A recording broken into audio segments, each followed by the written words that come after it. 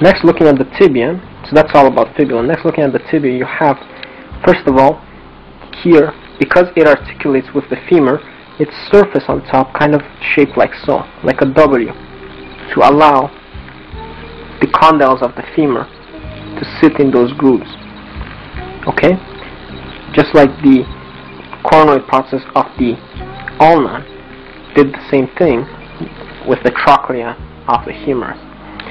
Okay, so there is that. We call these condyles, so lateral and medial condyles of tibia. These are the lateral and medial condyles of femur, lateral medial condyles of tibia. Okay, so the lateral medial condyles of femur will sit in these lateral medial condyles of tibia. Then you have a protrusion here, comes forward, that is called tibial tuberosity, and the site of attachment of patellar ligament here. Then you have anterior border, and you can feel this on yourself too. It's just like a very kind of looks like sharp border right on the front of your leg. I think they might call it the shin bone, but this is the area here, the anterior border of the tibia. And then you have your expansion at the base here, the medial malleolus. So you can feel the medial and lateral malleolus on your own ankle. Looking at the leg from the posterior view, we see here again. Now this is the medial, this is the lateral. Okay, you can tell medial, for example, here the adductor tubercular femoris points towards medial always. So medial and lateral condyles of tibia, the shaft of tibia, medial malleolus, lateral malleolus. Oh, and you can also tell that this side is medial because fibula is always on the lateral side. Okay, so opposite of fibula is the medial. And then there's the medial lateral malleolus, and here along the back of the shaft of the tibia is another tuberosity. It would be just called the soleal line, or soleal tuberosity, you might say that. Site of attachment of soleus muscle of the leg, which we'll talk about muscles another time. And now we will look at the skeletal anatomy of the foot. We'll start with the superior view, or the dorsal view of the foot. So this is looking at the foot from the top. Here, for example, if my pen is my leg, the tibia, I would put it like so. Okay, so looking at it like that, I'm looking at it from the top, but we remove the tibia, so we only see the foot. So here, first we'll start off with this big bone here. This is the one that articulates with the tibia. It is called talus, T-A-L-U-S, talus. Now talus has a head which articulates with this bone here, which we'll say later. The head, and then a neck, and then it comes up. The body. Head, neck, and body.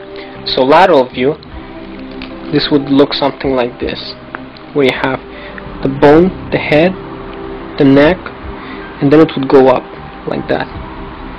Okay, and then tibia would be here. So this is the body, the neck, and the head articulates with this bone here.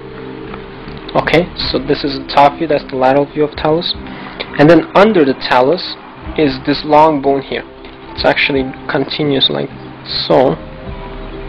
Okay, it's not present on the medial side. So again, this is the toe, the big toe, so this is medial towards the midline. And this bone, this long one, is called calcaneus. It's mainly shifted to the side, laterally. It's not present in this area. Okay, so talus, body, neck, head, calcaneus. And then you have this long bone here that articulates with the head of the talus. It's called the navicular bone, navicular. Then you have three bones just anterior to the navicular bone. The first one under the big toe is called the medial cuneiform. There's three, all three called cuneiform. Medial cuneiform, intermediate cuneiform, lateral cuneiform, because this is towards the lateral. And finally this bone here, so medial, this one is under the toe, this one under the second, under the third. This is the cuboid. The cuboid is under the fourth and fifth. And these are no longer called metacarpals. Carpals and metacarpals are for the hand.